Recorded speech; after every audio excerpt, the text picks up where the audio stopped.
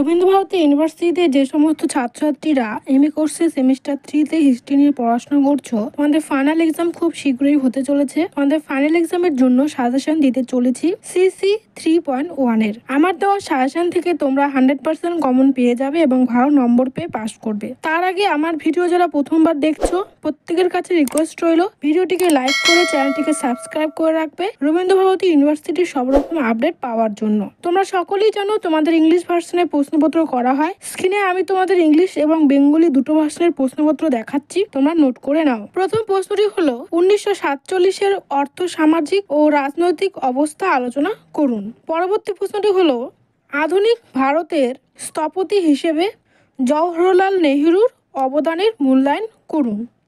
পরবর্তী প্রশ্নটি হলো ইন্দিরা গান্ধী কর্তৃক ঘোষিত জাতীয় জরুরি অবস্থা সম্পর্কে সমালোচনামূলক বিশ্লেষণ করুন। পরবর্তী প্রশ্ন বলার আগে বলছি, ডেসক্রিপশন বক্সে আমাদের channel, WhatsApp group, Telegram group এবং ফেসবুক গ্রুপের লিঙ্ক দেওয়া রয়েছে। তোমরা সবাই জয়েন হয়ে যাও। রবীন্দ্রভারতীর সব রকম আপডেট সবার আগে গ্রুপগুলিতে দেওয়া হয়। নেক্সট প্রশ্ন বলছি, ভারতের রাজনীতিতে জোট সরকারের প্রভাব মূল্যায়ন করুন।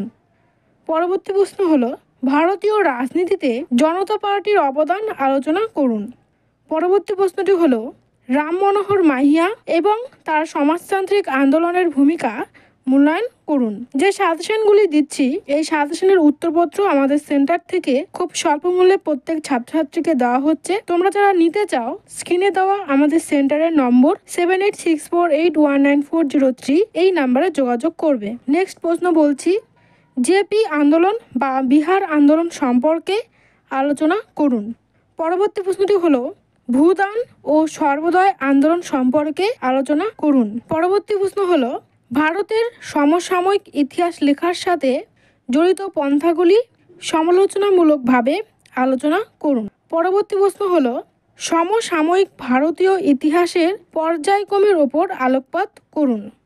পরবর্তী প্রশ্ন হলো ভারতের ঔপনিবেশিক উত্তরাধিকারের প্রধান বৈশিষ্ট্যগুলি ব্যাখ্যা করুন। ভিডিওটি অবশ্যই তোমরা তোমাদের ফ্রেন্ডদের সাথে শেয়ার করো এবং পরবর্তী তোমাদের কি সাজেশন প্রয়োজন, কিসের উপর তোমরা ভিডিও চাইছো, অবশ্যই কমেন্ট করে জানাবে। ভিডিওটি দেখার জন্য সবাইকে অনেক ধন্যবাদ।